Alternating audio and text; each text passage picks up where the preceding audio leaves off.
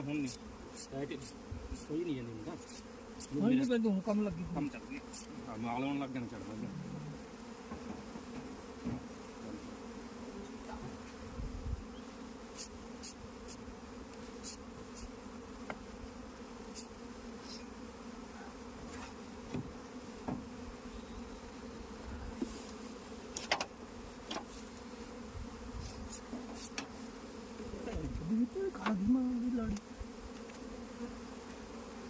चक्की तो कितने ठोक देती है आमका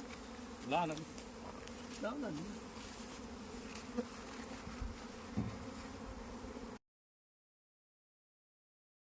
उनको काम सी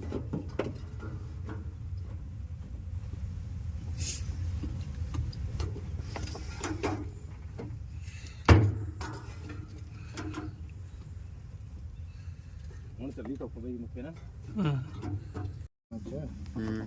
ਬੰਦ ਹੋਏ ਉਹ ਸਹਿ ਤਾਂ ਸਾਰੇ ਆਹ ਜਿਹੜਾ ਚੌਂਕੀ ਜਾਂਦਾ ਬਾਕੀ ਇਹ ਮੋਰੇ ਬੰਦ ਹੋਏ ਆ ਇਹ ਕਟਿੰਗ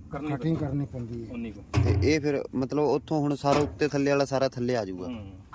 ਫੜਾ ਦੇ ਵੀ ਇੰਨੇ ਥਾਂ ਤੇ ਨਿਕਲ ਜਾਊਗਾ ਤੇ ਸਰੋਂ ਦਾ ਸ਼ਾਇਦ ਹੈ ਉਹਨਾਂ ਤੇ ਬੋਰੀ ਦੇ ਤੀ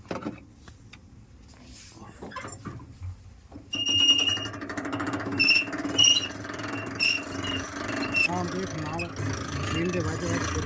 ਬੈਠਾ ਜਾਈ ਜਾਂਦਾ ਆਂਦੇ ਕੰਮ ਹਾਂ